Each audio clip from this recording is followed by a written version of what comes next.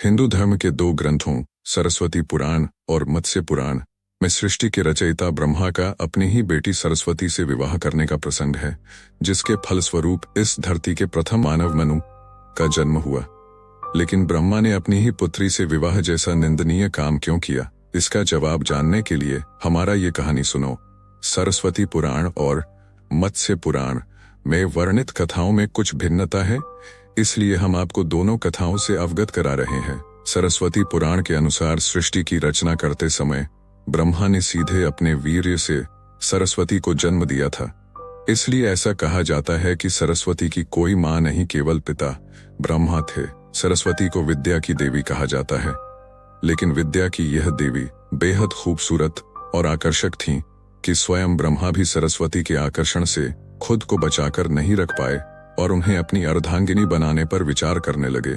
सरस्वती ने अपने पिता की इस मनोभावना को भांपकर उनसे बचने के लिए चारों दिशाओं में छिपने का प्रयत्न किया, लेकिन उनका हर प्रयत्न बेकार साबित हुआ। इसलिए विवश होकर उन्हें अपने पिता के साथ विवाह करना पड़ा।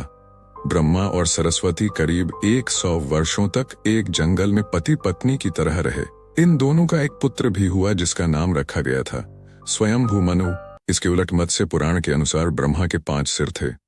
कहा जाता है जब ब्रह्मा ने सृष्टि की रचना की तो वह इस समस्त ब्रह्मांड में अकेले थे।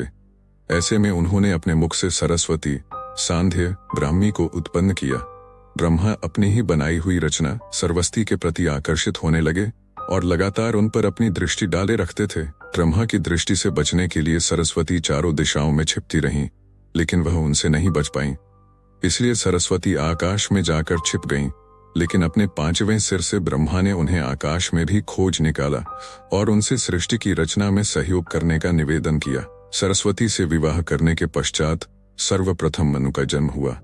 ब्रह्मा और सरस्वती की यह संतान मनु को पृथ्वी पर जन्म लेने वाला पहला मानव कहा जाता है। इसके अलावा मनु को वेदों, सनातन धर्म और संस्कृत समेत समस्त भाषाओं का जनक भी कहा जाता है। आज के लिए इतना ही दोस्तों, फिर मिलेंगे अगली कहानी लेकर। तब तक हमारे चैनल को सब्सक्राइब करना और वीडियो अच्छी लगी हो तो लाइक जरूर करना।